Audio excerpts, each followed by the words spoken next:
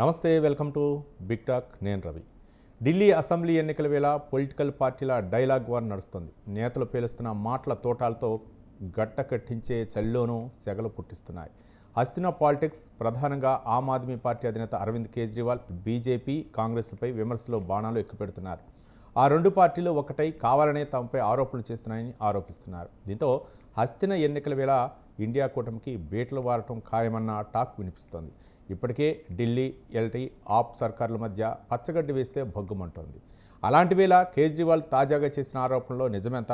ఈ అంశాలపైనే ఇవాళ బిగ్ టాక్లో చర్చిద్దాం.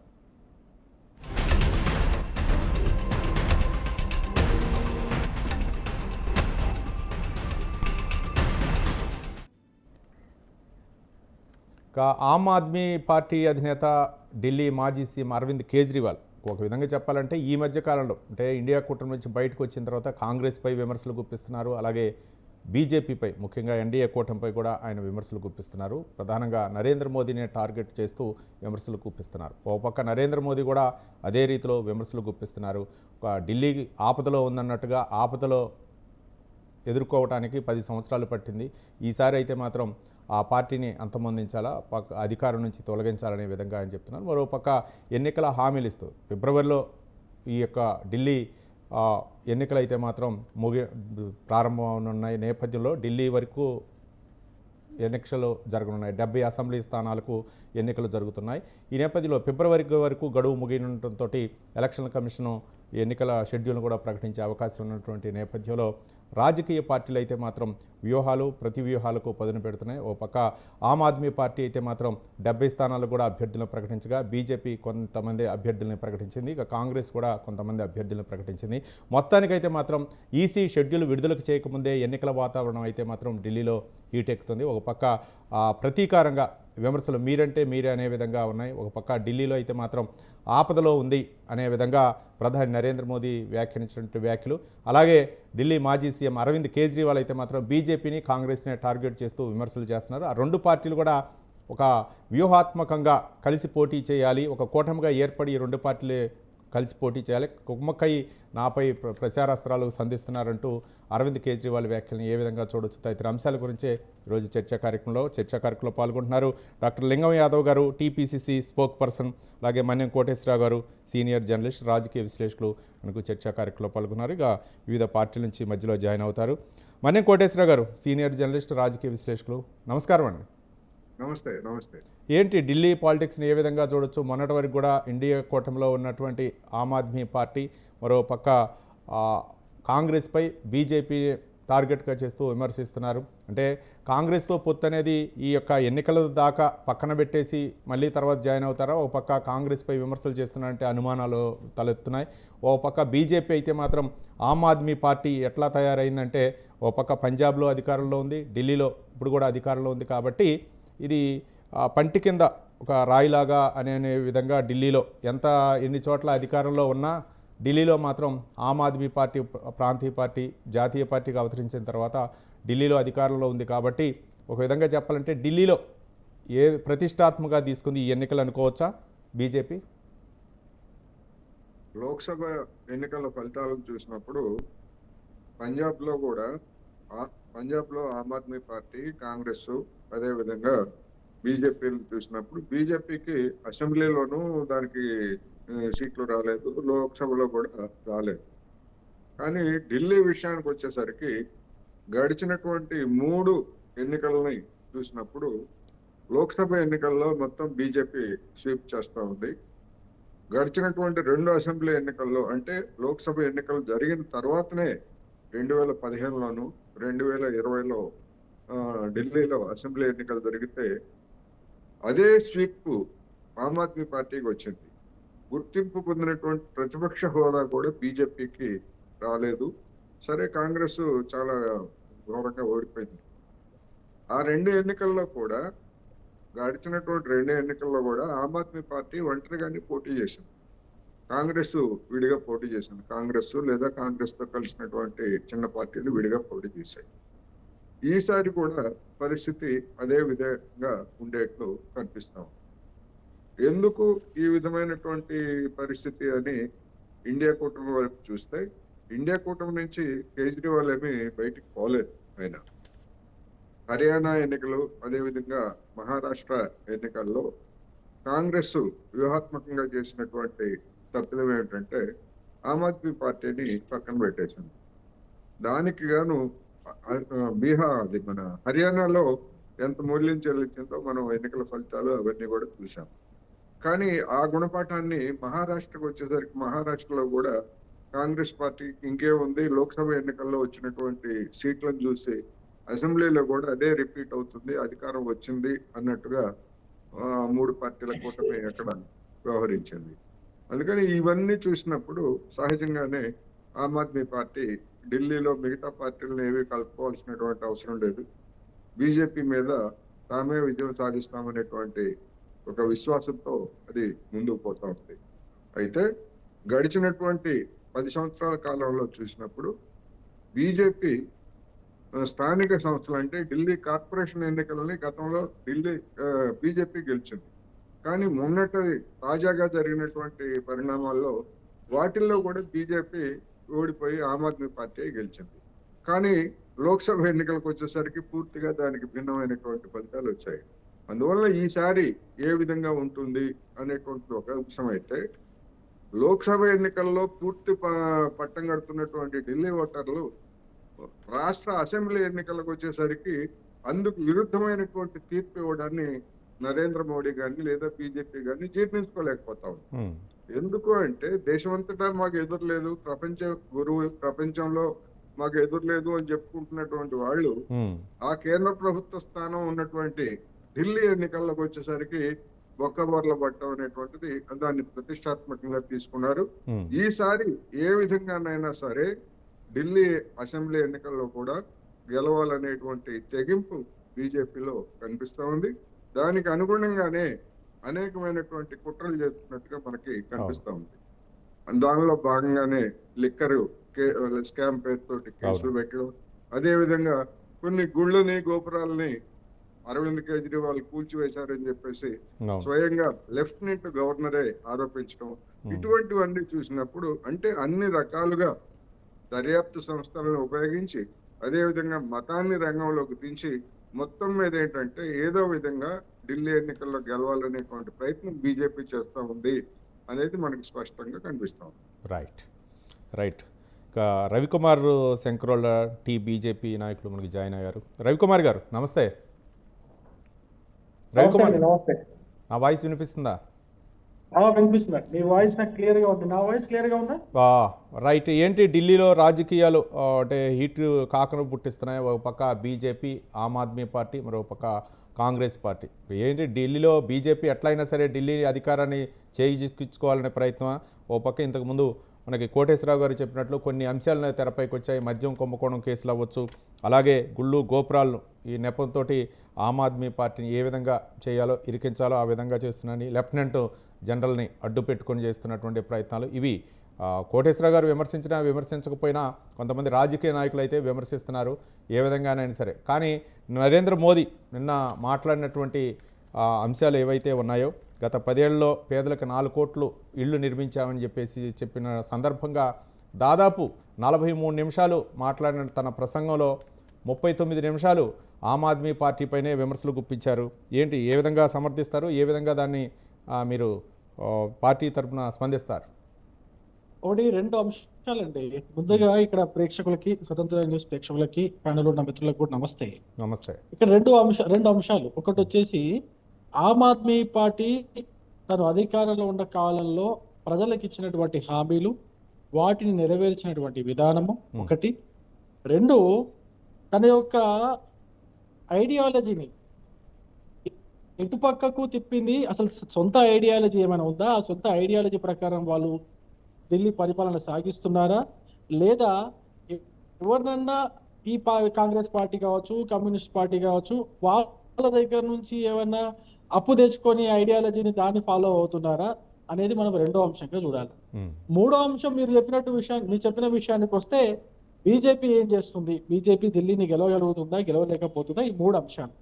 మొట్టమొదటి అంశం గురించి నేను మాట్లాడితే, ఆమ్ ఆద్మీ పార్టీ ఏదైతే హామీలు ఇచ్చిందో ఆ ఉచిత హామీల్ని మనం కొంచెం జాగ్రత్తగా ఒకసారి చూస్తే, వాటన్నిటిలో కూడా ముఖ్యంగా మహిళలకు ఏదైతే 1000 రూపాయలు ఇస్తామని చెప్పేసి ఆమ్ ఆద్మీ పార్టీ ఎన్నికల్లో ఇచ్చినటువంటి హామీని ఇప్పుడు ఆ 4 సంవత్సరాలు గడిచిన తర్వాత ఇప్పుడు మళ్ళీ ఎలక్షన్స్ వస్తున్నాయి అని చెప్పేసి దాన్ని అమలు పరిచేందుకు రకరకాల జిమ్మిక్కులు, రకరకాల డ్రామాలు అన్ని ఆడుతా ఉంది. అవును. అంటే మనం అర్థం చేసుకోవాల్సింది ఏంటంటే ఆమ్ ఆద్మీ పార్టీ కూడా ఉచితాలపైనే నడుస్తా ఉంది, ఉచితాలతోనే ఎలక్షన్లు గెలుస్తా ఉంది అనేది మనం అర్థం చేసుకోవాలి. ఇది మొట్టమొదటి అంశం. ఉమ్, నేను చాలా షార్ట్ కట్ లో చెప్తాను. రెండో అంశము ఆమ్ ఆద్మీ పార్టీ యొక్క ఐడియాలజీ, తన యొక్క సిద్ధాంతం ఏంటి? అవినీతికి వ్యతిరేకంగా పోరాటం చేసి 2011 నుంచి 2013 వరకు ఇదే యూపీఏ 2 పైన పోరాటం చేసి, అందులో యూపీఏ 2 లో ఉన్నటువంటి కాంగ్రెస్ పార్టీ పైన పోరాటం చేసి, కాంగ్రెస్ పార్టీలో ఉన్నటువంటి నాయకుల యొక్క అవినీతిని బయటపెట్టి, ఉమ్, కాంగ్రెస్ ని చీల్చి చెండాడి, ఉమ్, కాంగ్రెస్ యొక్క విధానాలని వ్యతిరేకించి ఉమ్, ఆ అవినీతిని బయటపెట్టి ఉమ్, కొన్ని వందల మంది నాయకుల యొక్క చిట్ట బయట పెట్టారు. ఇదే అరవింద్ కేజ్రీవాల్ బయటపెట్టి తను ఢిల్లీలో అధికారంలోకి వచ్చి ఉమ్, ఇప్పుడు అదే కాంగ్రెస్ పార్టీ యొక్క విధానాల్ని, ఉమ్, అదే కాంగ్రెస్ పార్టీ యొక్క సిద్ధాంతాల్ని వంట పట్టించుకొని, ఉమ్, కాంగ్రెస్ పార్టీ యొక్క సిద్ధాంతాలు ఏంటండి? మైనారిటీ అప్పీస్మెంట్, 2 అవినీతి, 3 ఉచితాలు. ఇప్పుడు కాంగ్రెస్ పార్టీ యొక్క సిద్ధాంతాలకి, విధానాలకి ఉమ్, ఆమ్ ఆద్మీ పార్టీ యొక్క విధానాలకి ఎక్కడైనా తేడా కనిపిస్తా ఉందా? వీళ్ళు కూడా ఉచితాలు ఇస్తున్నారు, ఉమ్, వీళ్ళు కూడా మైనారిటీ అప్పీస్మెంట్ చేస్తున్నారు, వీళ్ళు కూడా అదే అవినీతి మరకల్లో జైలు దాకా వెళ్ళి బెయిల్ పైన తిరుగుతున్నారు వీళ్ళ మంత్రులు, ఈ ముఖ్యమంత్రి కూడా. ఉమ్, సో నేను అడుగుతున్నాను, ఈ రెండో అంశం విషయానికి వస్తే వీళ్ళ యొక్క ఐడియాలజీ కావచ్చు, వీళ్ళ యొక్క విధానాలు కావచ్చు, కాంగ్రెస్ పార్టీ 2 తప్పితే వేరే ఏమైనా ఉందా? ఉమ్, ఇది రెండో అంశం. ఉమ్, మనం మూడో అంశం చూడాల్సిన విషయం ఏంటంటే బీజేపీ గురించి. బీజేపీకి ఢిల్లీలో గెలిచే అవకాశం ఉందా? ఉమ్, మేము ఒకటే విషయం చెప్తున్నాం, మేము ఎప్పుడు కూడా కేవలము మా యొక్క ఎన్డీఏ మొదటి 2014లో గెలిచినప్పుడు కావచ్చు, ఉమ్, 2019లో గెలిచినప్పుడు కావచ్చు, ఉమ్, 2024లో గెలిచినప్పుడు కావచ్చు, ఉమ్, మా యొక్క మేనిఫెస్టో చూడండి, ఉమ్, మా యొక్క విధానం చూడండి, మేము కేవలము అభివృద్ధి కోసము మాకు ఓటు వేయండి అని చెప్పేసి అడిగినాము. ఉమ్, 2014లో కావచ్చు, 2019లో కావచ్చు, రైట్. కులాలకు అతీతంగా, మతాలకు అతీతంగా మీకు కులం కావాలంటే పేదరికాన్ని మీరు మీ పేదరికం మర్చిపోవాలా, మీకు మతం కావాలంటే మీకు పేదరికం ఉంటది. వీటన్నిటికంటే ముఖ్యమైన అంశం మాకు పేదరికాన్ని పోడగొట్టాలా, అది ముస్లింలు కావచ్చు, హిందువులు కావచ్చు, ఇంకెవరైనా కావచ్చు, మనకు ముఖ్యమైన శత్రువు పేదరికం అని చెప్పేసి నరేంద్ర మోడీ గారు 2014లో కావచ్చు, 2019లో కావచ్చు ఎలక్షన్లకు పోయారు. కానీ ఉమ్, ఆయన ఎప్పుడు కూడా మతాన్ని గాని దేవుళ్ళని గాని అడ్డం పెట్టుకోలేదు. ఎస్, ఉమ్, కొన్ని అంశాల్లో ఉమ్, ఎన్నో ఏళ్లుగా పెండింగ్ లో ఉన్నటువంటి కొన్ని అంశాలు, అది అయోధ్య రామ మందిరం కావచ్చు, ఆర్టికల్ 370 కావచ్చు, ట్రిపుల్ తలాక్ కావచ్చు, సిఏఏ కావచ్చు, బంగ్లాదేశ్ యొక్క అక్రమ చొరబాట్లు కావచ్చు, ఇటువంటి అంశాలపైన, ఇవన్నీ దేశ భద్రతకు సంబంధించిన అంశాలు. ఒక మెజారిటీ వర్గాలు 500 సంవత్సరాల నుంచి పోరాటం చేసినటువంటి ఒక క్లిష్టమైన సమస్య కావచ్చు, ఈ సమస్యల పైన మేనిఫెస్టోలో పెట్టుకున్నామే. కానీ ఎప్పుడు కూడా మేము అప్పీస్మెంట్ రాజకీయాలు, మా 2014 కావచ్చు, 19 కావచ్చు, 24లో కావచ్చు, ఎప్పుడు కూడా అప్పీస్మెంట్ రాజకీయాలు మేము చేయలేదు. అది మా విధానం కాదు, మా సిద్ధాంతం కాదు. మేము నమ్మేది ఒకటే, సబ్కా సాత్, సబ్కా వికాస్, సబ్కా ప్రయాస్. ఇది నమ్ముకుంటూ మేము ఎలక్షన్ లో పోటీ చేసాము, ఇదే నినాదాలు తీసుకొని ఎలక్షన్ లో పోటీ చేసాము.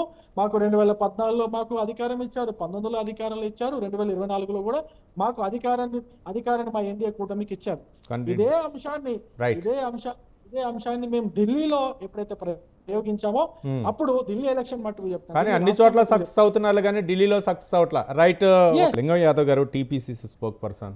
లింగం యాదవ్ గారు, ఏంటి అంటే మొన్నటి వరకు కూడా మీ యొక్క కాంగ్రెస్ విధానాలతోటి, అంటే కాంగ్రెస్ పై పోరాడి, కాంగ్రెస్ కొన్ని అంశాలపై కాంగ్రెస్తో కలిసి పోరాడారు ఎన్డీఏ కూటమిపై. ఇట్లాంటి అరవింద్ కేజ్రీవాల్ ఇప్పుడైతే మాత్రం ఇండియా కూటమి నుంచి కాంగ్రెస్ని తప్పించండి అనే విధంగా బాహాటంగా మాట్లాడుతున్నారు. ఒక విధంగా చెప్పాలంటే బీజేపీ నాయకులు ఇంతకుముందు రవికుమార్ గారు మాట్లాడినంటే కాంగ్రెస్ 2గానే వ్యవహరిస్తుంది, ఉచితాలు అవ్వచ్చు అక్కడ జరుగుతున్నాడు. ఒకప్పుడు శీలా దీక్షిత్ కాంగ్రెస్ ఎన్నో సంవత్సరాలు అక్కడ అధికారంలో ఉంది, ఇప్పుడు ఆమ్ ఆద్మీ పార్టీ అందులో తిష్ట వేసింది. ఇది బీజేపీ జీర్ణించుకోలేకపోతుంది అనుకోవచ్చా? ఏంటి కాంగ్రెస్ విధానాలు ఏంటి? ఆపై మీ యొక్క అభిప్రాయం ఏంటి? గుడ్ ఈవినింగ్ అండి. ముందుగా మీకు, పెద్దలు కోటేశ్వరరావు, మిత్రులందరికీ నమస్కారం. డెఫినెట్ గా ఇవాళ గత 10 ఏళ్లుగా కేంద్రాన్ని పరిపాలిస్తున్నటువంటి బీజేపీ విధానాలని ఇవాళ ఢిల్లీ ప్రజలు చూశారు. ఇప్పుడు మెజార్టీ ఎంపీలు కూడా ఇదే ఢిల్లీలో స్థానికంగా అక్కడ ఆమ్ ఆద్మీ పార్టీ అధికారంలో ఉన్నా కూడా ఎంపీల ఎలక్షన్స్ కి వచ్చే వరకే బీజేపీ గెలిచింది. మరి బీజేపీ కేంద్రంలో అధికారంలో ఉండి ఢిల్లీకి ఏం చేసింది అనేది కూడా ఇవాళ మనం చాలా స్పష్టంగా అర్థం చేసుకోవచ్చు. ప్రత్యేకించి లెఫ్టినెంట్ గవర్నర్ ద్వారా ఢిల్లీ యొక్క అధికారాలని, అక్కడ ఉన్నటువంటి అసెంబ్లీని కాదని డైరెక్ట్ గా కేంద్రం చేతిలోకి తీసుకొని ఏ విధంగా రాష్ట్రాన్ని యొక్క అధికారాన్ని బుల్డోజ్ చేస్తుంది అనేది చాలా స్పష్టంగా మనం చూస్తూనే ఉన్నాం. ఏ విధంగా సో ఇవాళ ఢిల్లీ ప్రజలు కూడా అదే విధంగా ఇవాళ దాదాపు 3 సార్లుగా కేజ్రీవాల్ యొక్క అధికారాన్ని కూడా అక్కడ చూశారు. ఇవాళ కాంగ్రెస్ పార్టీ కూడా ఢిల్లీలో చాలా బలంగా ఉంది.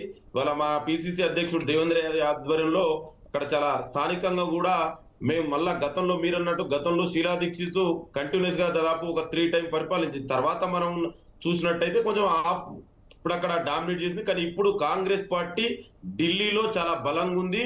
ఇవాళ మీరు చూడండి డెఫినెట్ కూడా మంచి ఫలితాలు ఇవాళ ఢిల్లీ అసెంబ్లీలో కాంగ్రెస్ పార్టీకి రాబోతున్నాయి. ఎందుకంటే ఇవాళ కేంద్రం ఢిల్లీకి ఏం చేసింది, ప్రత్యేకించి ఆ ఢిల్లీ యొక్క ప్రాంతానికి, అదే విధంగా ఇవాళ ఆమ్ ఆద్మీ పార్టీ కూడా ఈ 2 బేరేజ్ వేసుకొని ఇవాళ కాంగ్రెస్ పార్టీనే ఢిల్లీ ప్రజలు ఆదరించడానికి చాలా సిద్ధంగా ఉన్నారు. ఇక మిత్రుడు బీజేపీ నాయకుడు మాట్లాడుతుంటే ఎంత ఆశ్చర్యం వేస్తుందంటే ఇక అసలు అంటే ఈ దేశంలో ఇక వాళ్ళు వచ్చిన తర్వాతనే ఏం జరిగింది అనేది వాళ్ళ దేశ ప్రజలందరూ చూస్తూనే ఉన్నారు. గత 10 ఏళ్ళు అంటే ఇప్పుడు మళ్ళీ ఒక థర్డ్ టైం దేశ సంపద అంతా కూడా ఎవరికి దోచిపెడుతురండి? అంబానీ అదాని పరం చేస్తున్నారు. ఇవాళ దేశంలో నిరుద్యోగం ఏ స్థాయిలో ఉందండి? ఇవాళ ఉద్యోగుల కల్పనలో ఎన్ని కల్పించరండి? కేంద్ర ప్రభుత్వ సంస్థల్లో దాదాపు లక్షల ఉద్యోగులు ఇవాళ ఖాళీగా ఉన్నాయి. నిరుద్యోగ రేట్ ఇవాళ పీక్ స్థాయిలో ఉంది దేశంలో. ఇవాళ ఒకవైపు ఆర్థిక మాధ్యం ఉంది, ఒకవైపు ధరల పెరుగుదల, ఇవన్నీ నడుస్తుంటే బీజేపీ నాయకులు అసలు దేశానికి వాళ్ళు వచ్చిన తర్వాత మేమే చేసినాం అన్నట్టుగా మారుతున్నారు. ఒకసారి మీరు చూడండి దేశాల్లో ఇవాళ ఎవరికైనా ఉద్యోగుల కల్పన జరిగిందా అండి గత 10 ఏళ్లుగా? నరేంద్ర మోడీ ప్రధాని వచ్చిన తర్వాత ఇవాళ ఏ విధంగా చేసినా అందరూ చూస్తూనే ఉన్నారు కదా. సో డెఫినెట్ కూడా ఇవాళ బీజేపీ అనే ప్రశ్నే లేదండి. ఆల్రెడీ వాళ్ళ దేశ ప్రజలే మొన్న పార్లమెంట్ ఎలక్షన్ లో తిరస్కరించారు కదా. ఆప్కి బార్ 400 బార్ అన్నారు, ఇవాళ 240 వరకు తీసుకొచ్చేసిరు. ఇప్పుడు నితీష్ కుమార్, చంద్రబాబు నాయుడు యొక్క దయాదాక్షణాల పైన ఇవాళ కేంద్రంలో నరేంద్ర మోడీ బీజేపీ అధికారంలో ఉంది. ఇవాళ బీహార్ లో కూడా చూస్తున్నాం మనం ఏం జరుగుతుందో, లేటెస్ట్ అప్డేట్. సో ఇవాళ బీజేపీని నమ్మే పరిస్థితిలో ఢిల్లీ ప్రజలు లేరు. ఎందుకంటే ఢిల్లీ ప్రజలు చాలా చైతన్యవంతమైన ప్రజలు. మళ్ళీ కాంగ్రెస్ కు పూర్వవైభవం వస్తుంది అంటారు. డెఫినెట్ గా అదే చెప్తున్నా. ఇవాళ కాంగ్రెస్ పార్టీ మీరు అన్నట్టు గత ఎలక్షన్ లో మేము ఏ విధంగా జరిగిందో ఇవాళ పొరపాట్లన్నీ కూడా సరి చేసుకున్నాం. డెఫినెట్ కూడా మేము ఇవాళ చాలా బలంగా ఇవాళ ఢిల్లీ అసెంబ్లీ ఎలక్షన్ లో కాంటెస్ట్ చేయడానికి సిద్ధంగా ఉన్నాం. ఇవాళ అక్కడ మా నాయకత్వం కూడా చాలా బలంగా ఉంది. డెఫినెట్ కూడా మీరు రైట్. లింగం యాదవ్ గారు, ఎందుకని సమన్వయం చేసుకోలేకపోతున్నారు? పార్టీల మీద, ఇండియా కూటమిలో ఉన్నటువంటి పార్టీల మధ్య సమన్వయం చేసుకోలేకపోతున్నారు కాంగ్రెస్ పార్టీ అనే ఆరోపణలు ఉన్నాయి. ఎందుకు ఆప్ మధ్య అలాగే కాంగ్రెస్ మధ్య పొరపచ్చలు రావడానికి గల కారణాలు ఏంటి? అండి డెఫినెట్ గా మీరు అన్నట్టు ఇవాళ ఇండియా అలయన్స్ లో ఏదైనా చిన్నవి ఉన్నాయి అన్ని కూడా సరి చేసుకోవడం. ఎందుకంటే అండి ఇప్పుడు మిగతా పార్టీలు అన్ని కలిసి వచ్చినప్పుడు డెఫినెట్ కూడా చిన్న పొరపచ్చాలు ఉంటాయి.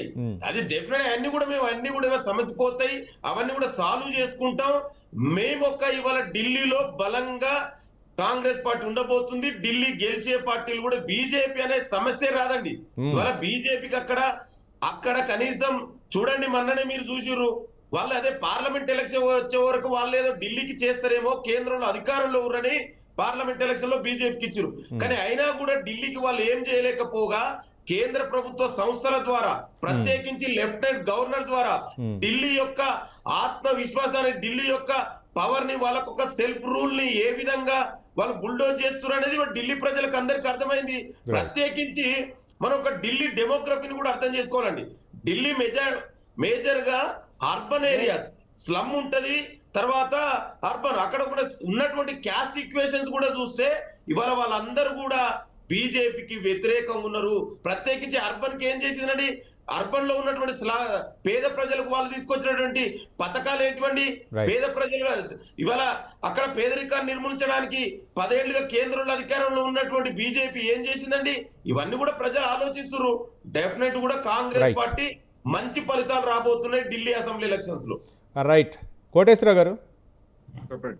మోదీ నిన్న ఇళ్ళు పంపిణీ సందర్భంగా కొన్ని కీలకమైనటువంటి వ్యాఖ్యలు చేశారు. ఢిల్లీ పరిసరాల్లో కొన్ని ఇళ్లను అయితే మాత్రం పేదలకి అందించే సమయాల్లో కొన్ని కీలకమైనటువంటి వ్యాఖ్యలు చేశారు తన ప్రసంగంలో. తన కోసం ఒక ఇల్లు అనేదే లేదు ఇప్పటి వరకు కూడా, అది దేశ ప్రజలందరికీ తెలుసు, కానీ కొంతమంది అద్దాల మేడలో కట్టుకుంటున్నారు అనే విధంగా చెప్పారు. అంటే ఒక విధంగా నాకైతే ఏమీ లేదు, ఇల్లు లేదు, స్థిర నివాసం లేదు అనే విధంగా ప్రజల్ని చెప్పేటటువంటి ప్రయత్నం చేశారనుకోవచ్చా? ఈ అంశాలను కూడా రాజకీయంగా కొంచెం లబ్ధి పొందే విధంగా చేసినటువంటి ప్రయత్నం అనుకోవచ్చా? ఇప్పుడు నరేంద్ర మోడీ గారు ఇలాంటి కబుర్లు చెప్పడం ఇవాళ కొత్త కాదు. ఉమ్, ఇవాళ ఏమో కొత్త ఏం కాదు. ఆయన గురించి ఏమిటో తెలుసు. అదే విధంగా ఆయన వేష భాషలు, లేకపోతే ఆయనకి వేసుకునేటువంటి డ్రెస్ గురించి ఉమ్, అదే అరవింద్ కేజ్రీవాల్ గతంలో కూడా విమర్శించారు. మళ్ళా నిన్న కూడా దానికి రిటైలేట్ అవును, చేశారు. కౌంటర్ ఇచ్చారు. అందుకని ఇప్పుడు సమస్య ఏంటంటే నరేంద్ర మోడీ గారికి ఇల్లు ఉందా లేదా, లేదా కేజ్రీవాల్ గారు మంచి ఇల్లు కట్టుకున్నాడా లేదా అని కాదు. ఉమ్, ఎవరు అధికారంలో పరిపాలన ప్రజలకు అనుకూలమైనటువంటి, ప్రజా అనుకూలమైనటువంటి విధానాలు అమలు జరిపారనేటువంటిది ప్రధానమైన హీట్రై. అవును, అలా అనుకున్నట్లయితే మరి అంతకంటే ఆ, అది అది కదా సమస్య ఎక్కడైనా, ఏ దేశంలో అయినా. అందుకని ఢిల్లీ అయినా లేకపోతే దేశంలో అయినా కానీ అదే. అందుకని తనకి ఇల్లు లేకపోవచ్చు, లేదా తన కుటుంబం లేకపోవచ్చు, లేదా కట్టుకున్నటువంటి భార్యని నిర్దాక్షిణ్యంగా వదిలేయచ్చు. ఏం చేసినప్పటికీ ఉమ్, ఎవరి సేవలో అయినా తరిస్తున్నారు, అదే కదా ఉమ్, సమస్య. ఇప్పుడు మొత్తం అదానీ అంబానీల సేవలో తరిస్తున్నారనే కదా. ఉమ్, అందుకని మరి దాని గురించి ఆయన ఏమో ఎందుకని మాట్లాడరు? అదానీ గురించి దేశం అంతా, ప్రపంచం అంతా, అమెరికాలో కూడా ఇప్పుడు కోర్టు కేసులు ఇవన్నీ ఎన్నో జరుగుతున్నా గానీ అవును, మరి అదానీతో తనకున్నటువంటి సంబంధాల గురించి ఎందుకు చెప్పరు? తనకి ఇల్లు ఉందా లేదా అని చెప్తున్నారు. ఓకే, మంచిదే. ఉమ్, అదానితో ఉన్నటువంటి సంబంధాల గురించి మరి పార్లమెంటు స్పందన చూసాం కదా మనం. పార్లమెంట్ ని జరగనివ్వకుండా ప్రతిపక్షాలు నిలవేశాయి. అవును, దానికి కూడా సమాధానం చెప్పకుండా అవసరమైతే పార్లమెంటు అనేటువంటి దేవాలయంగా వర్ణించినటువంటి పెద్ద మనిషి ఉమ్, ఆ దేవాలయంలో మరి కార్యకలాపాలు సాగకుండా, మాట్లాడకుండా చేసినటువంటిది ఆయనే కదా. రైట్, అందుకని ఏం చేశారనేటువంటిది ఒకటి.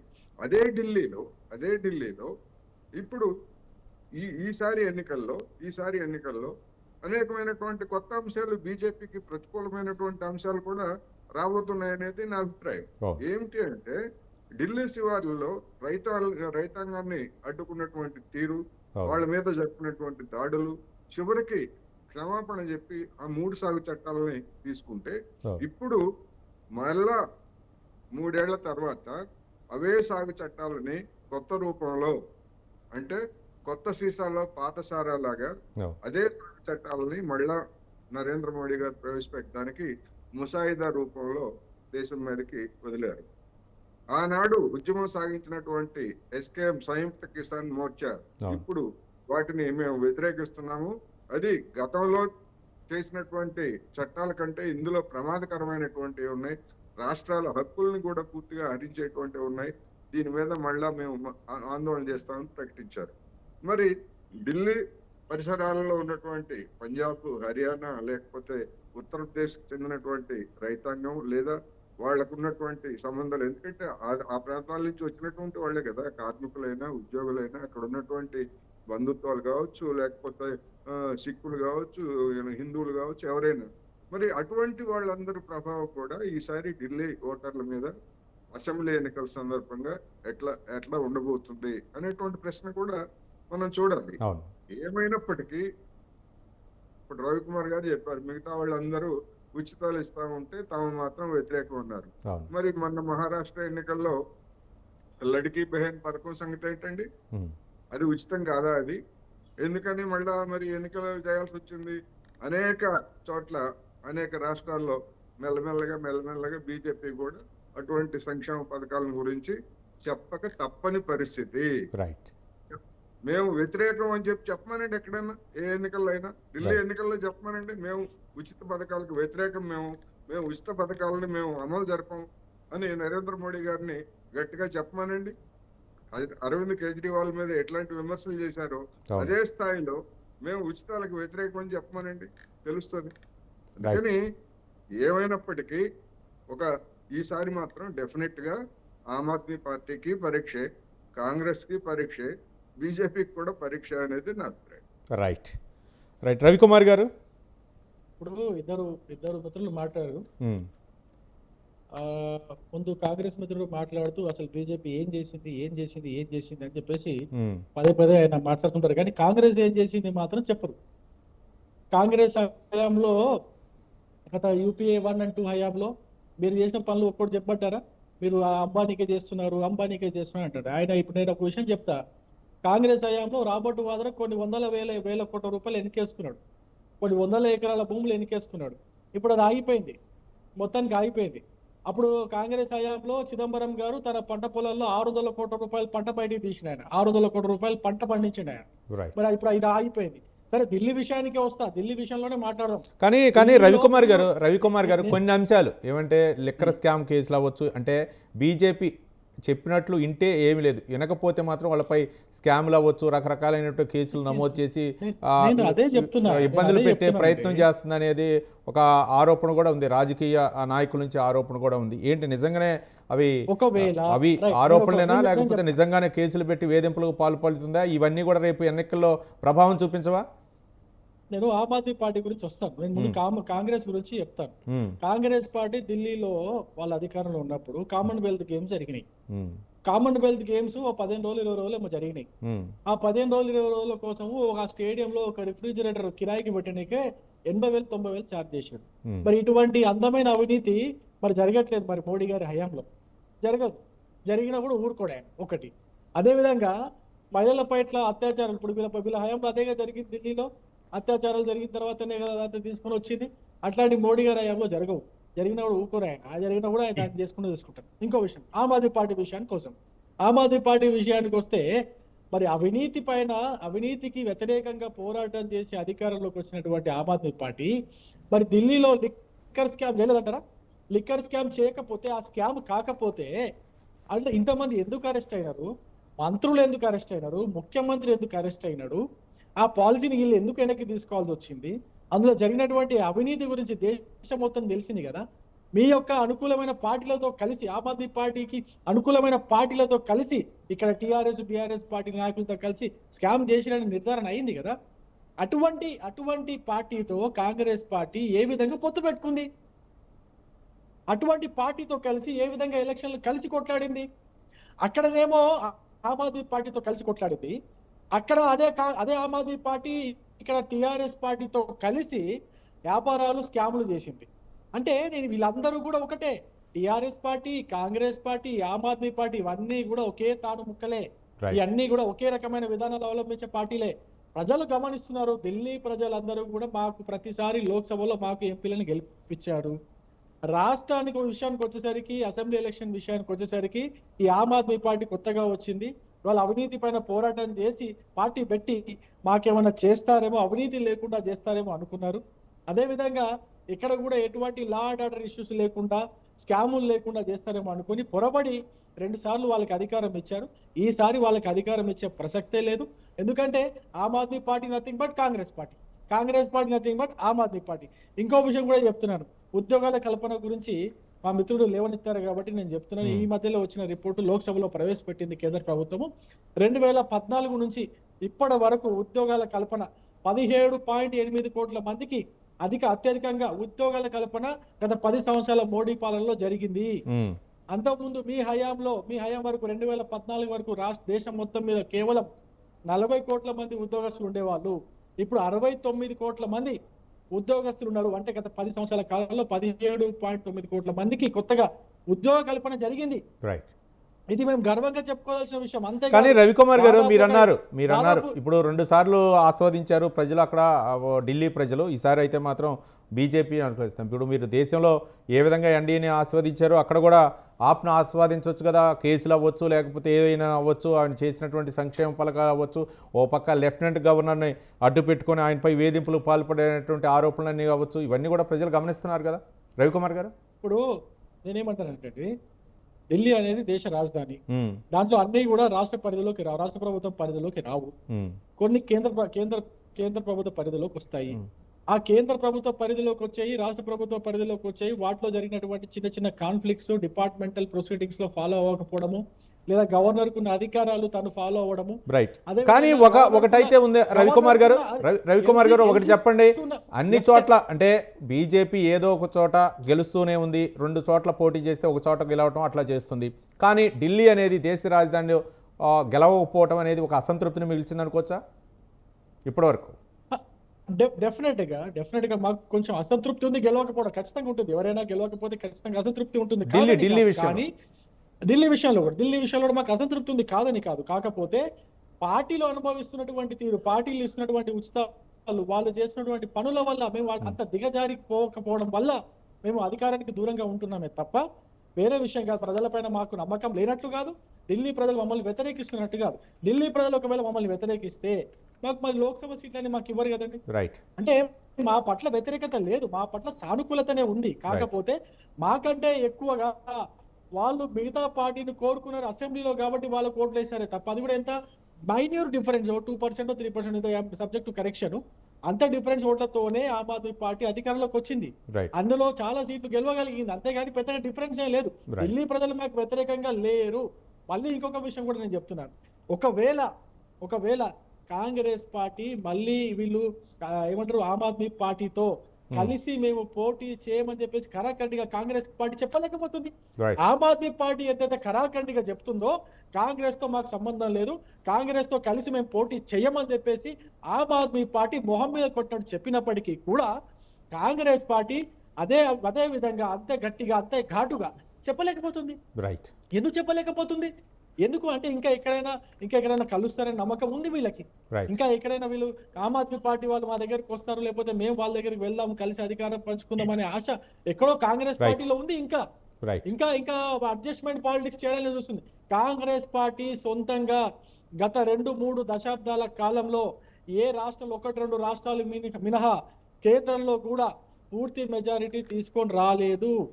ఎప్పుడు కూడా యూపీఏ 1 లో కూడా పూర్తి మెజారిటీ లేదు, యూపీఏ 2 లో కూడా పూర్తి మెజారిటీ లేదు. 94లో 95లో కానీ 91 ఎప్పుడు కూడా కాంగ్రెస్ పార్టీకి పూర్తి మెజారిటీతో కేంద్రంలో కానీ అనేక రాష్ట్రాల్లో కానీ కనీసం ఒక 5 రాష్ట్రాల్లో కూడా పూర్తి మెజారిటీతో గత 2 దశాబ్దాలుగా కాంగ్రెస్ పార్టీ అధికారం లేదనే విషయాన్ని మీరు గుర్తించాలి. ఈ విషయాన్ని గుర్తించక కేవలం పెద్దన్నలం అని చెప్పేసి మాట్లాడుకుంటే ఇప్పుడు ఆమ్ ఆద్మీ పార్టీ ఏదైతే మీకు కనుగాల్చి వాత పెట్టిందో అదే విధంగా మిగతా పార్టీలు కూడా వాత పెట్టే పరిస్థితి వస్తుంది. ఇప్పటికే మీరు దేశ ప్రజలతో చాలా వాతాలు పెట్టించుకున్నారు. మళ్ళీ మీ యొక్క కానీ మీ ప్రయత్నాలు ఢిల్లీలో ఫలిస్తాయా లేదనేది చూద్దాం. రైట్. లింగం యాదవ్ గారు, ఏంటి ఆమ్ ఆద్మీ పార్టీతో ఈ యొక్క ఎన్నికల వరకేనే మీరు విరోధంగా ఉంటారా? తర్వాత కలిసిపోయే అవకాశాలు ఉన్నాయా, లేకపోతే ఇంకేమైనా పొత్తులు లేకపోతే ఏమైనా ఒప్పందాలు జరిగేటటువంటి అవకాశాలు ఉన్నాయి అనుకోవచ్చా? దానికంటే ముందు మిత్రుడు బీజేపీ నాయకుడు మాట్లాడుతూ అవినీతి గురించి మాట్లాడారు. మరి మిత్రుడు మర్చిపోయిండో కేంద్రంలో 3వసారి బీజేపీ అధికారంలో ఉంది. మరి ఏదైతే అవినీతి జరిగింది అనుకుంటారో మరి దమ్ముంటే ఎంక్వైరీ ఎందుకు చేయరండి? ఎందుకు అరెస్ట్ జరగండి? మరి మిమ్మల్ని ఆపిందోరండి? మీరే కదా చెప్పేది. అంటే వేగ్గా విష ప్రచారం మానండి. మీరు విను మిత్రమా, అరే విను, నువ్వు మాట్లాడినప్పుడు విను. అరే విను, మాట్లాడుతున్నారు. అరే నువ్వు విను, నువ్వు మాట్లాడే నువ్వేం మాట్లాడావు అందరూ తెలుసు. నువ్వు ఫస్ట్ బీ పేషెన్స్. నీకు ఆ మాత్రం లేకపోతే ఎందుకు డిబేట్కి వస్తారు? విను, నేనేమంటున్నా అంటే నువ్వు కేంద్రంలో అధికారంలో ఉన్నావు, కేంద్రంలో అధికారంలో ఉంది ఎవరండి? మరి మిత్రుడు మర్చిపోయిండో, మరి ఆయన బీజేపీ పార్టీలు ఉండో, మరి వాళ్ళ పార్టీ బీజేపీకి కాదనుకుండో, సర్లే ఆయన అధికారంలో ఉండు. మరి ఎంక్వైరీ వేసి ఏదైతే అవినీతి జరిగిందో అవినీతి మీద ఎందుకు దోషులను పట్టుకోవట్లేరండి? ఎందుకు చేయట్లేరండి? రెండోది మహిళా భద్రత గురించి మాట్లాడుతున్నారు. అరే విను మిత్రమా, రవికుమార్ గారు విను, ఏం మాట్లాడుతారు చిల్లరగా విను. ఫస్ట్ మన అందరూ పెద్దలు చదువుకున్నాక మాట్లాడు చర్చ. ఇవాళ మహిళా భద్రత గురించి మాట్లాడుతున్నారు. మరి ఇక్కడ పెద్దలు కోటేశ్వరరావు గారు, మీరు కూడా సీనియర్ జర్నలిస్టు, మణిపూర్ 2 సంవత్సరాల పైగా మంటల్లో తగలబడుతుంటే మహిళని బట్టలు లేకుండా వివస్త్రణ చేసి నడి రోజుల్లో ఊరేగిస్తుంటే ఎందుకు మాట్లాడరండి? ఏం మహిళ అక్కడ ఉన్న మహిళలు కాదా? మణిపూర్ లో మహిళలు కదా, చిన్నపిల్లలు కదా, వాళ్ళ భద్రత మనం ముఖ్యం కదా, ఈ దేశ ప్రజలు కదా వాళ్ళు. రైతులను ఇప్పుడే పెద్దలు చెప్పినట్టు రైతులను ఢిల్లీ నడివీధుల్లో వాళ్ళని ఏ విధంగా టార్చర్ పెట్టిరు, ఎంత హింసించిరు అనేది మర్చిపోయిరా? ఇవాళ దయచేసి మాట్లాడే ముందు మీరు 10 ఏళ్లుగా ఏం చేసిరు అనేది ఒకసారి చెప్పండి. ఎక్కడైనా నిరుద్యోగం గురించి ఈ దేశ ప్రధాని మాట్లాడిన ఏ ఎలక్షన్ అయినా కూడా ఎంతసేపు భావోద్వేగాల రాజకీయాలు తప్ప నిరుద్యోగం గురించి, ఈ దేశంలో శాంతి భద్రతల గురించి, ఈ దేశంలో ధరల పెరుగుదల గురించి ఎక్కడైనా మాట్లాడుతురా అండి? ఎన్ని ఉద్యోగాలు ఇచ్చిరో మాట్లాడుతురా? ఇవాళ దేశ సంపద అంతా ఎవరికి ఇస్తున్నారు? అంబానీ ఆదాయం పరం చేస్తున్నారు. ఇవాళ దేశ ప్రజలందరూ చూస్తున్నారు కదా. ఇవాళ మిత్రుడు మాట్లాడుతుండు కోయలేషన్ పాలిటిక్స్. మిత్రమా తెలుసుకో, 70s నే ఈ దేశంలో కోయలేషన్ పాలిటిక్స్ ఎలా స్టార్ట్ అయింది. ఇవాళ బీజేపీ ఉన్నది కూడా కోయలేషన్ గవర్నమెంటే, గతంలో ఉన్నది కూడా కోయలేషన్ గవర్నమెంటే. మెజార్టీ సీట్లు వచ్చినా కూడా we call it as a coalition government. అది నీకు తెలియకపోతే మేమేం చేయలేము. ఇవాళ నరేంద్ర మోడీకి వచ్చిన సీట్లు ఎన్ని, బీజేపీకి వచ్చిన సీట్లన్నీ. దయచేసి వేగ్గా విష ప్రచారాలు మానండి. ఎస్, ఢిల్లీలో గతంలో మేము బలంగా ఉన్న మాట వాస్తవము. Right. గత కొన్ని సంవత్సరాలుగా కొంచెం వీక్ ఉన్నాం, కానీ ఇప్పుడు బలంగా తయారైంది. ఇవాళ మా లక్ష్యము ఇవాళ ఆపు ఇంకోటి కాదండి. ఈ దేశంలో నరేంద్ర మోడీ చేస్తున్నటువంటి పాసిస్టు విధానాలకు కానీ వ్యతిరేకంగా చివరిగా పోరాడుతున్నాం. చెప్పండి లింగం యాదవ్ గారు, ఈ యొక్క వ్యతిరేకత ఏదైతే ఉందో, ఆప్పై వ్యతిరేకత ఏదైతుందో ఎన్నికల వరకే ఉంటుందా? తర్వాత ఉన్న మళ్ళీ కొనసాగే అవకాశాలు ఉంటాయా ఇండియా కూటమిలో? నేను ఒకటే చెప్తున్నాండి, ఇవాళ మా యొక్క లక్ష్యం దేశంలో ఫాసిస్ట్ విధానాలు అనుభవిస్తున్నటువంటి Right. బీజేపీ ఆర్ఎస్ ని ఓడించడం. మా నాయకుడే చాలా స్పష్టంగా చెప్పాడు. రైట్ మా నాయకుడు చాలా స్పష్టంగా చెప్పాం. రైట్ లింగం యాదవ్ గారు, హస్తంలో జరుగుతున్నటువంటి రాజకీయ పార్టీలు ఎన్నికల ప్రచారంలో వాళ్ళు చేస్తున్నటువంటి ఏవైతే హామీలు అవ్వచ్చు, మరో పక్క విమర్శలు అవ్వచ్చు, వాటిపైనే బిగ్ టాక్లో చర్చిస్తున్నాం. ఒక రాజకీయ విశ్లేషకులు కోటేశ్వర గారు, ఏంటి అంటే ఒక పక్క ఉచితాలు అంటున్నారు, మరో పక్క ఏమో రకరకాలుగా 10 సంవత్సరాలు, అంతకుముందు 15 సంవత్సరాలు కాంగ్రెస్ పాలించింది. ఇప్పుడైతే మాత్రం బీజేపీ ఎక్కువగా ఫోకస్ చేసినటువంటి రాష్ట్రాల్లో ఢిల్లీ కూడా ఉంది. మొన్నటి వరకు ఉత్తరప్రదేశ్పై, అలాగే తర్వాత మహారాష్ట్ర, ఇట్లాంటి కొన్ని రాష్ట్రాలపై అయితే మాత్రం ఎక్కువగా ఫోకస్ పెడుతూ ఉంటుంది. కానీ ఇప్పుడు ఢిల్లీపై ఫోకస్ పెట్టింది. ఒక ఎంపీ ఎలక్షన్ లెవెల్లో అక్కడ అందరిని కూడా మోహరించి ఒక వ్యూహాత్మకంగా వ్యవహరిస్తుంది. అంటే అక్కడ ఉన్నటువంటి ఆప్ చేసినటువంటి అభివృద్ధి కార్యక్రమాలు ఏంటి, అవి ప్రజలు ఆలోచిస్తారా లేకపోతే విస్మరిస్తారా? ఏ విధంగా చూడొచ్చు? ఒక పక్క పంజాబ్లో ఆప్ ఇచ్చినటువంటి ఉచిత హామీలు ఇంకా అమలు కాలేదు అనే విధంగా అక్కడ బీజేపీ నాయకులు కూడా ప్రచారం చేస్తున్నారు. ఇప్పుడు పంజాబ్ లో ఉచిత హామీలు అమలు కాకపోతే, లేకపోతే తెలంగాణలో ఉచిత హామీలు అమలు కాకపోతే, లేదా కర్ణాటకలో ఉచిత హామీలు అమలు కాకపోతే, అక్కడ ఉన్నటువంటి ప్రభుత్వాలు లేదా వాటికి నాయకత్వం వహించేటువంటి పార్టీలు తర్వాత వాటికి మూల్యం చెల్లించాల్సి వస్తుంది. అది వేరు. ఇక్కడ ఢిల్లీ అనేటువంటిది ఒక అర్బన్ స్టేట్ అనేటువంటి దానిలో అర్బన్ ప్రాబ్లమ్స్ అనేటువంటివి ఉంటాయి. ఆ అర్బన్ ప్రాబ్లమ్స్ ని బీజేపీ పరిష్కరించలేదు అనేటువంటి ఉద్దేశంతోనే కదా గతంలో కాంగ్రెస్ ముఖ్యమంత్రిగా షీలా దీక్షిత్ ఉన్నా, లేకపోతే తర్వాత బీజేపీ కూడా మధ్యలో ఒకసారి వచ్చిందనుకోండి. కానీ మొత్తం మీద చూసినప్పుడు గడిచినటువంటి 2 అసెంబ్లీ ఎన్నికల్లో కూడా ఆమ్ ఆద్మీ పార్టీకి అబ్సల్యూట్ మెజారిటీ. అదేదో 3 పక్షాలు పోటీ పడితే ఒక పెద్ద పక్షం ఎక్కువ సీట్లు గెలుచుకున్నది కాదు. 54% ఓట్లు 2 ఎన్నికల్లో, 2015 ఎన్నికల్లో, 2020 ఎన్నికల్లో కూడా ఆమ్ ఆద్మీ పార్టీకి 54% ఓట్లు వచ్చాయి. అది అబ్సల్యూట్ మెజారిటీ. భారతదేశ చరిత్రలో అనేక రాష్ట్రాల ఫలితాలను మనం చూసినప్పుడు, ఇప్పుడు ఈవెన్ భారతదేశం కాదు, మొత్తం లోక్సభ ఎన్నికల ఫలితాల్లో కూడా మొన్న లేటెస్ట్ గా బీజేపీకి వచ్చింది 36% ఓట్లే దేశం మొత్తం మీద వచ్చినటువంటి ఓట్లు. కానీ ఆమ్ ఆద్మీ పార్టీకి ఢిల్లీలో గడిచినటువంటి 2 ఎన్నికల్లో 54% ఓట్లు వచ్చాయి. అందువలన డెఫినెట్ గా స్థానిక విషయాల పట్ల ఢిల్లీ ప్రజల యొక్క ఆలోచన ఒక విధంగా ఉన్నది.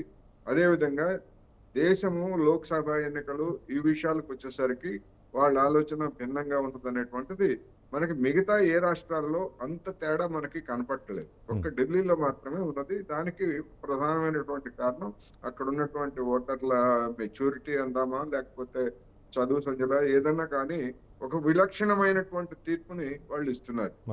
అదే మళ్ళా ఈసారి కూడా రిపీట్ అవుతుందా అనేటువంటిది డెఫినెట్ గా చర్చనీయాంశమే అవుతుంది అనేటువంటిది నా అభిప్రాయం. ఎందుకు అంటే నరేంద్ర మోడీ గారు హవా అనేటువంటిది, దానికి ఆయనకి సృష్టించినటువంటి హైప్ అనేటువంటిది వాస్తవం కాదు అనేటువంటిది మొన్న లోక్సభ ఎన్నికల్లో దేశవ్యాప్తంగా రుజువైంది.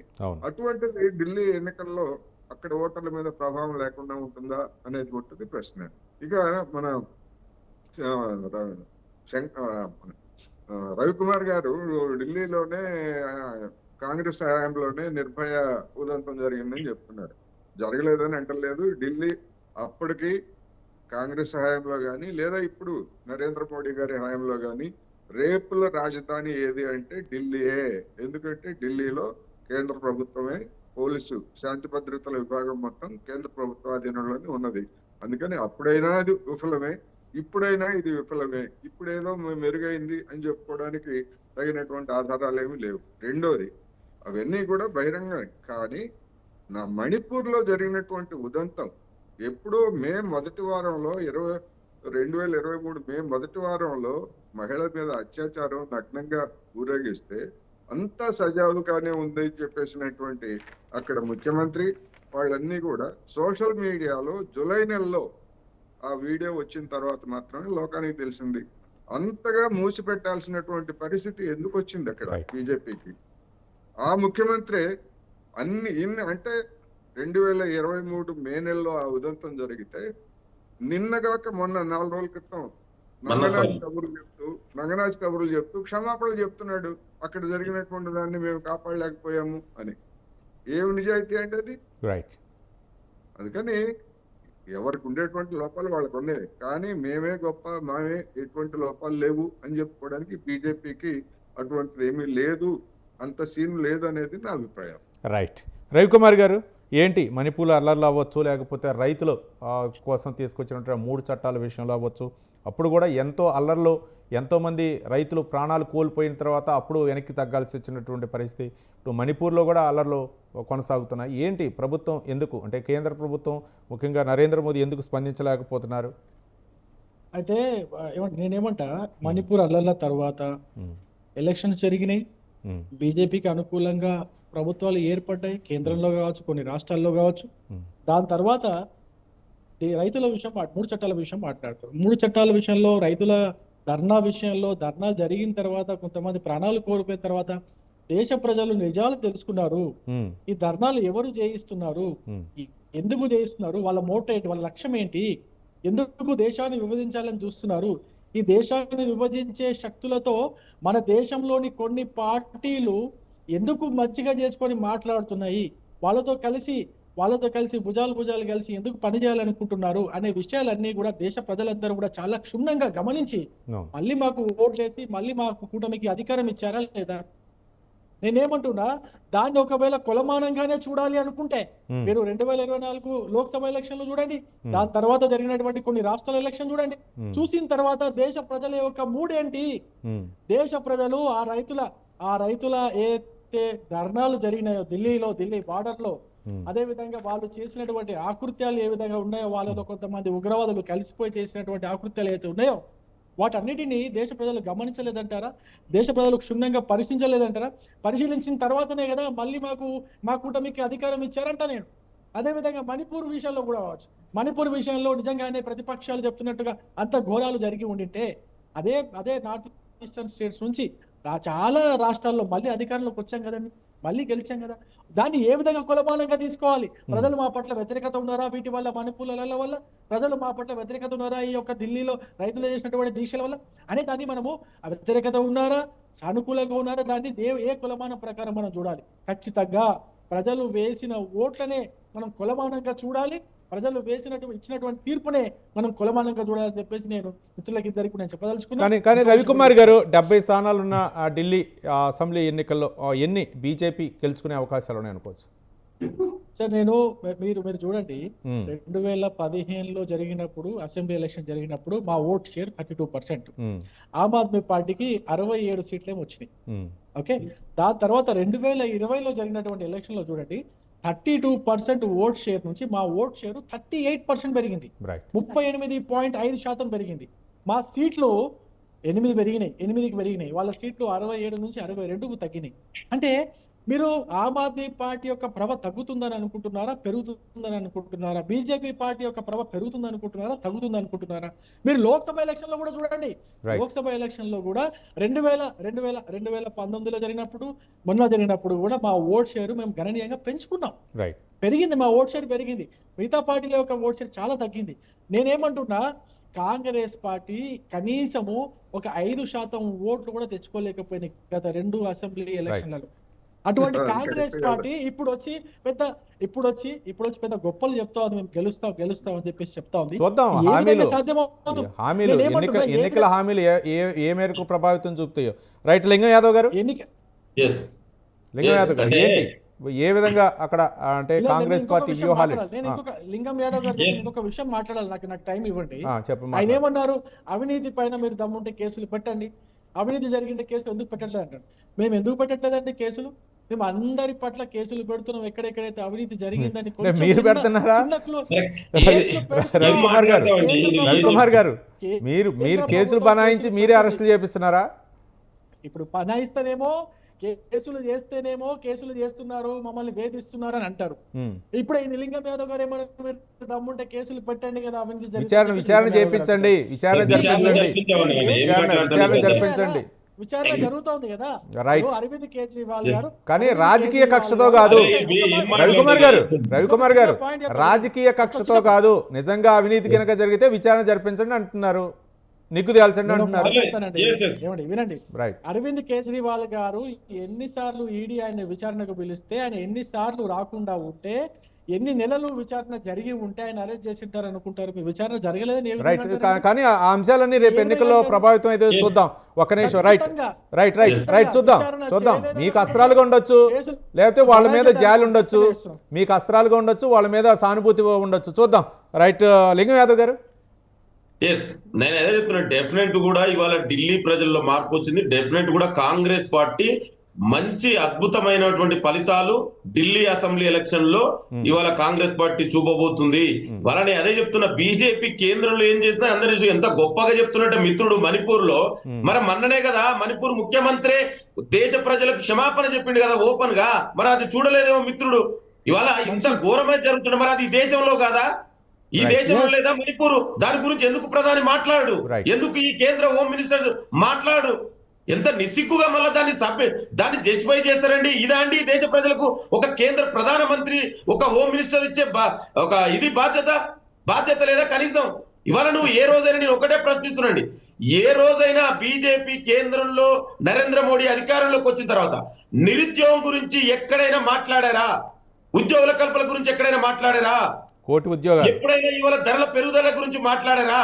వీళ్ళు ఎంతసేపు రాజకీయాలు, మతం పేరు మీద రాజకీయాలు, దేశం పేరు మీద రాజకీయాలు. అరే దేశం స్వాతంత్రోద్యమంలో పాల్గొనలేనటువంటి వ్యక్తులు వాళ్ళకి దేశం గురించి ఏం తెలుసండి? పార్టీ మాది కదా. ఇవాళ అందుకే మీరు ఎన్ని డ్రామాలు ఆడినా కూడా మన పార్లమెంట్ ఎలక్షన్ లో చాలా స్పష్టంగా చెప్పారు కదా దేశ ప్రజలు. 400 సీట్ల 240 సీట్లకు వచ్చినాయి, 240 సీట్లకు వచ్చినాయి. ఏం మాట్లాడదు ఇతరులు మాట్లాడారు. ఒక్క నిమిషం రవికుమార్ గారు ఒక్క నిమిషం. విను, దేశ స్వాతంత్రోద్యమంలో కనీసం పాల్గొనని పార్టీ బీజేపీ, ఆర్ఎస్ఎస్. మీరు దేశం గురించి మాట్లాడితే ఎట్లా? నువ్వు అభివృద్ధి ఏం చేసినావు, ఉద్యోగాలు ఏం చేసినావు, ఈ దేశంలో నిరుద్యోగం దాని గురించి ఏదైనా మాట్లాడినావా? ఎన్ని ఉద్యోగాలు కల్పించే దమ్ముంటే చెప్పండి. రైట్. ఆరోపణ కాదు. కాంగ్రెస్ వ్యూహం ఏంటి? చివరిగా ఈ దేశంలో లింగం యాదవ్ గారు, అందుకే కదా మీరు వేగ్గా మాట్లాడతారు. బీజేపీకి వచ్చిన వేగ్గా విష ప్రచారాలు చేయడం తప్ప. రైట్. థ్యాంక్ యూ లింగం యాదవ్ గారు, టీపీసీసీ స్పోక్ పర్సన్ రవికుమార్ గారు, బీజేపీ నాయకులు, అలాగే మన్యం కోటేశ్వర గారు, సీనియర్ జర్నలిస్టు, రాజకీయ విశ్లేషకులు స్పందించి చర్చా కార్యక్రమంలో పాల్గొన్నందుకు అందరికీ ధన్యవాదాలు. ఏది ఏమైనా ఢిల్లీలో రాజకీయాలు అయితే మాత్రం కాక పుట్టిస్తున్నాయి. మరికొద్ది రోజుల్లో ఈసీ ఎన్నికల నోటిఫికేషన్ వెలువడించిన నేపథ్యంలో ఇక్కడ రాజకీయాలు అయితే ప్రతివ్యూహాలు ఉన్నాయి. మరి ఆమ్ ఆద్మీ పార్టీ 2 సార్లు అధికారంలోకి వచ్చింది.